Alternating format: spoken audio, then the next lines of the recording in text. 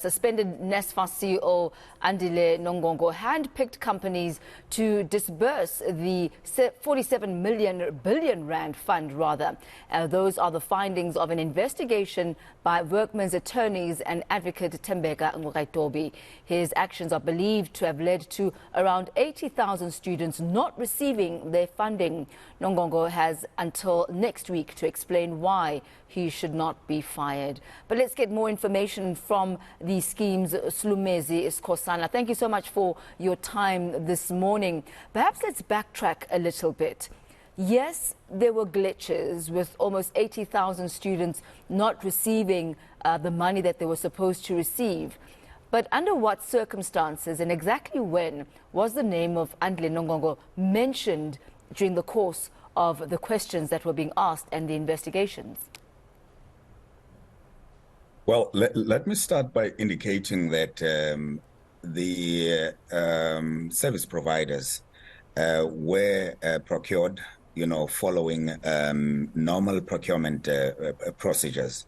And they have been operating, I think, since, July, well, if I were to indicate to a time when, allegations of malpractice or inefficiencies were reported.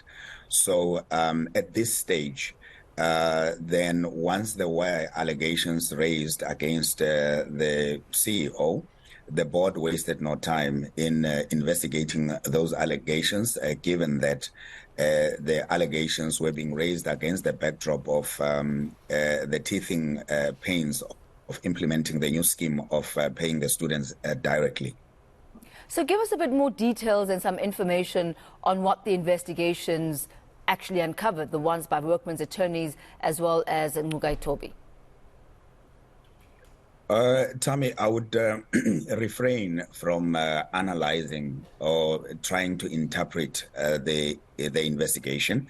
Safe to say that the chairperson of the board, in his briefing of the media, and of course after consulting all the affected parties such as the department, which is the shareholder, the CEO, as well as other board members. I think the main message from our side is that the findings and the report has been presented, and it makes certain recommendations, and the board has adopted or resolved to implement the findings and the recommendations as per the report.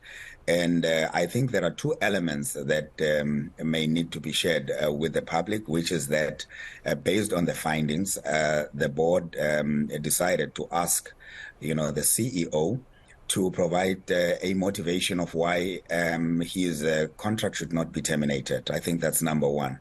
And then, of course, number two, it was to alert and also inform the service providers about the implications of the findings, which is that they were irregularly appointed, even though they continue to do the job right now.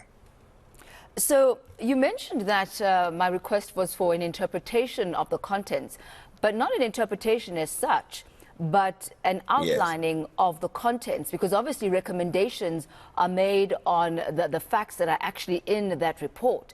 So apart from the fact that he was fingered as having been involved in the irregular awarding of these contracts, what are the details that are actually contained in that report that lead to that conclusion? What leads to that conclusion is that as an accounting officer for the entity, he was unduly influencing, the processes, at least according to the findings. That is what has been established. So that naturally would be against the grain of, procurement procedures for someone to be in sessions that he's not supposed to be in. And also the fact that there was an appointment of a consultant to assist the adjudication committee with the assessment when that was not made provision for in the policies and the procedures of procurement.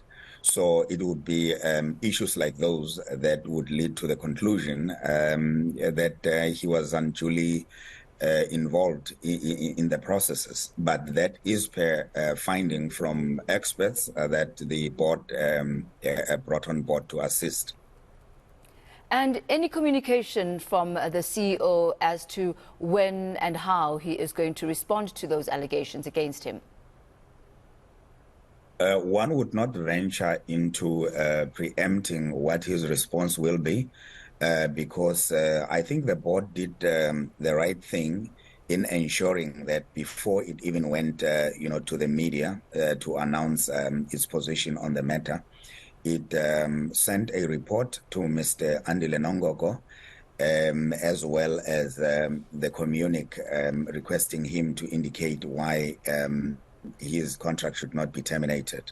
So he was given 7 days from the date of the announcement by the board to respond. So we will await the 7 days and take it from there. Before I let you go, Mr. Skhosana, let's turn our attention for the moment to the 80,000 odd students who did not receive their funding. Was this from the month of June when this transition to the new system actually took place? Is this a cumulative number over a few months? And how many of those students have now been actually taken care of financially?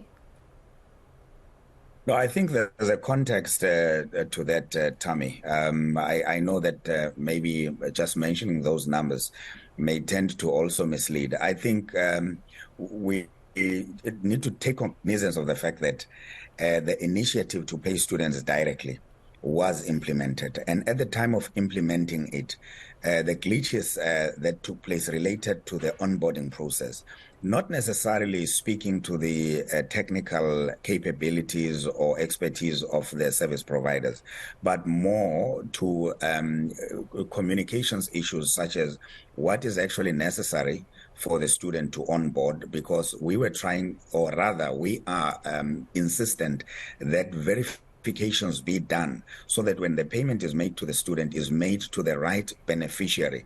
And this process of involving aggregation payment companies such as the fintechs has assisted us a lot in quality assuring data exchange between NSFAS and the institutions. That is what was critical. So the process of ensuring that happens resulted in some students not onboarding on time, as a result of which they were then not able to get their allowances as per a new system. Has this been rectified now as we speak? This has been rectified, which is why in the next 2 weeks, the students will continue to receive their allowances, their well-being and welfare.